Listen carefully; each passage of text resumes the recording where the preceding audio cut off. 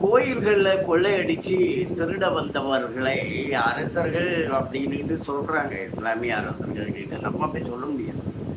ஏன்னா அவர்கள் கொள்ளைக்காரர்கள் தான், அரசர்கள் இல்லை. கொள்ளைக்காரர்கள் வந்தார்கள், போனார்கள், கொள்ளையடிச்சாங்க. அவங்க ஒரு முறையான அணுகுமுறையே அவங்களுடைய நிர்வாகத்தில் அவன் நான் தான் அரசன் அப்படின்னு உட்காந்துக்கிறவங்கள கொள்ளைக்காரன் அப்படி உட்காந்துக்கிட்டு அவன் என்ன பண்ணான், இந்துக்களெல்லாம் முஸ்லீமா மதம் மாறணும், எங்கள் மதத்துக்கு மாறி வந்துடுங்க, அல்லது நீங்கள் காபீர்கள்னா வாழும் தகுதியற்றவர்கள், உங்களை நாங்கள் கொள்ளுவோம், தடையை செய்வோம், உங்கள் பெண்களை கற்பழிப்போம், எல்லாம் பண்ணிடுவோம், குழந்தைகளை எல்லாம் கொண்டுடுவோம், உங்கள் சந்ததியை இல்லாமல் பண்ணிடுவோம், இதை தவிர்க்கணும்னா நீங்கள் எங்கள் மதத்துக்கு வந்துடணும்.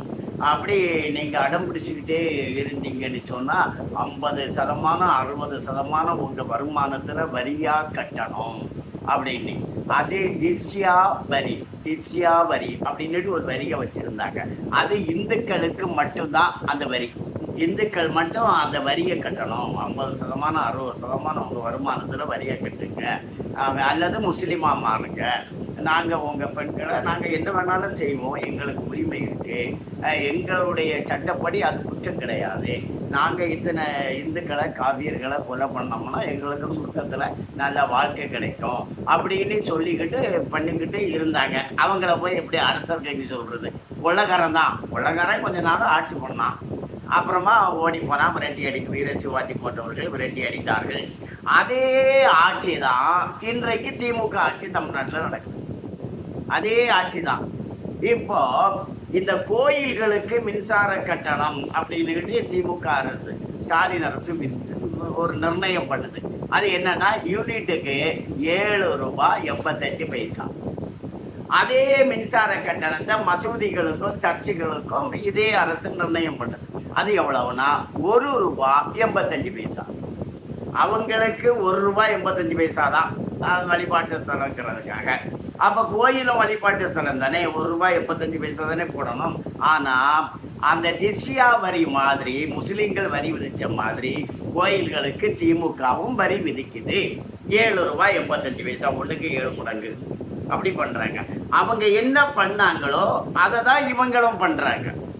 இப்போ கோயம்புத்தூரில் ஒருத்தன் தீபாவளிக்கு 2 நாளைக்கு முன்னாடி ஜமுசா முபின் அப்படிங்கிறவன் ஒரு அந்த தீபாவளி நெருக்கடியில் கோயிலில் பெரிய அளவில் குண்டு வச்சு தகர்த்து இந்துக்களை சாகடிக்கிறது. அப்போ காவியர்களை சாகடிக்கணுங்கிறது தானே அந்த இஸ்லாமிய மன்னர்களுடைய கொள்கை.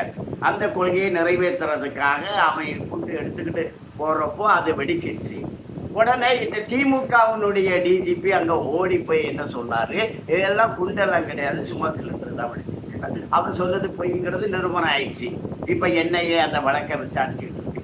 அதே போல் எல்லா இடமும் பெண்கள் கற்பழிக்கப்படுறாங்க. எல்லா இடமும் அண்ணா நகரில் சிறுமி கற்பழிக்கப்பட்டான்னு சொல்லி தாய் தந்தையர் வழக்கு தொடுக்க வந்தால் அவங்கள நிர்வாணப்படுத்தி கவரப்படுத்துகிறாங்க. தாம்பரத்தில் அண்ணா பல்கலைக்கழகத்தில். அப்போது இன்னொரு ஒருத்தர் இருந்தார், அவருக்காகவும் அழைச்சாங்கன்னு அந்த மாணவி சொன்னால், அந்த மேரி ஜெயந்திங்கிற திமுக வழக்கறிஞர் என்ன சொல்கிறாங்க, அது சும்மா அந்த பொண்ணை மிரட்டுறதுக்காக வேண்டி அப்படி சொன்னாங்க, அப்படி ஒரு சாவரெல்லாம் கிடையாது அப்படின்னுக்கிட்டு அந்த திமுக வழக்கறிஞர் சொல்கிறாங்க. அப்படி சொல்லும்போது அவங்களுடைய உடல் மொழியை பார்த்தாச்சுன்னா அது என்னவோ சாதாரணமாக சொல்கிறாங்க.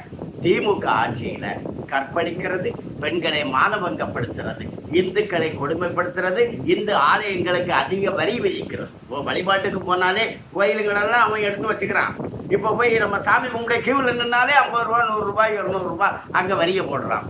ஆனால் மற்ற கோயிலுங்களில் அப்படி வரி கிடையாது.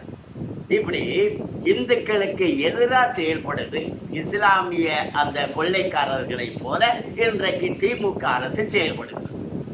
வணக்கம்.